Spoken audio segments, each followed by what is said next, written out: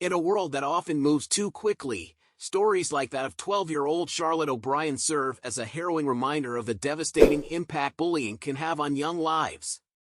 Charlotte, a Year 7 student at Santa Sabina College in Sydney, tragically took her own life after enduring years of relentless bullying. Now, her grieving family is speaking out, determined to ensure that no other child suffers as Charlotte did. It was her dying wish that her story be told, a plea for justice, understanding, and urgent change. Charlotte O'Brien's life was tragically cut short earlier this month after she succumbed to the crushing weight of sustained bullying at her school. The young girl had endured years of torment, with bullies using personal, confidential information against her, leaving her feeling hopeless and overwhelmed. Her stepfather, Matt, and mother, Kelly, are now sharing her story with the world, hoping that no other family experiences such unimaginable grief. Charlotte, in her final moments, left behind heartbreaking notes for her parents, urging them to tell the school about her suffering, adding that life had simply become too hard to bear. The pain and anguish of losing a child are impossible to describe, and for Matt and Kelly, the loss of their beloved Charlotte has left them utterly shattered. Despite an outpouring of support from the broader school community, Matt has expressed deep disappointment in the response from Santa Sabina College itself. While parents and fellow students have come forward with messages, letters, and even home-cooked meals, the school's direct response has, according to Matt, been lacking. Appearing on Ben Fordham's 2 GB program, Matt shared his frustration, noting that while the school had communicated with the community, he and his family had not received the personal outreach or acknowledgement they had hoped for. One of their comments was around there being inconsistencies with their records, Matt explained, describing the statement as unnecessary during such a time of grief. The school's defense, that other children felt safe and supported, only deepened the wound for Charlotte's family. Those mothers who've given that school support, they'll be planning on picking their daughter up from school today, and we are not, Matt added in a heartbreaking reflection of his reality. Despite his disappointment, Matt said he would still be open to meeting with the school when the time felt right, emphasizing that his focus is not on retribution but on ensuring that this tragedy leads to meaningful change. If I thought it was coming from a genuine place to do better, I would happily meet, he remarked, highlighting the need for schools to act decisively at the first sign of bullying.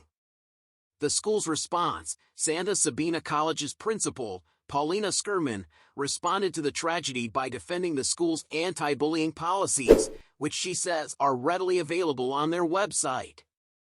Skirman expressed that many families had reached out to express their confidence in the school's ability to care for students, rejecting claims that the institution had failed to address concerns of bullying.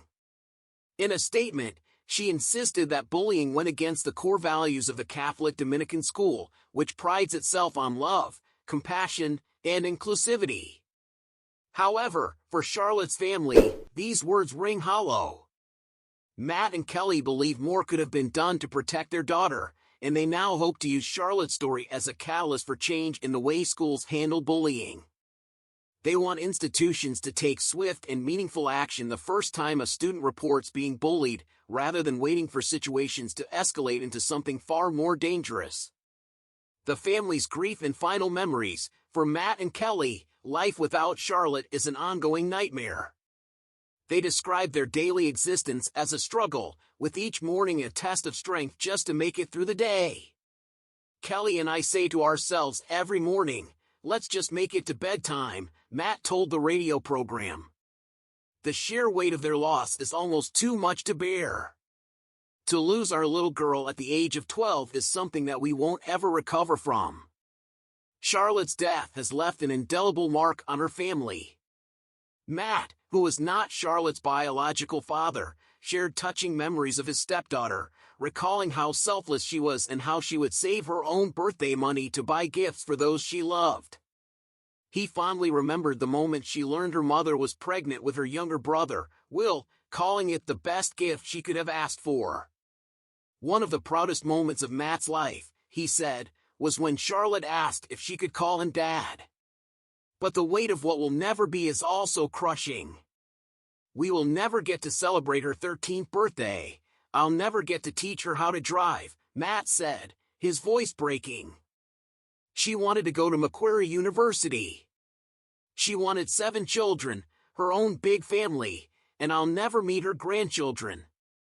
The sorrow of these lost milestones is compounded by the knowledge that their beautiful, kind-hearted Charlotte will never have the chance to fulfill her dreams.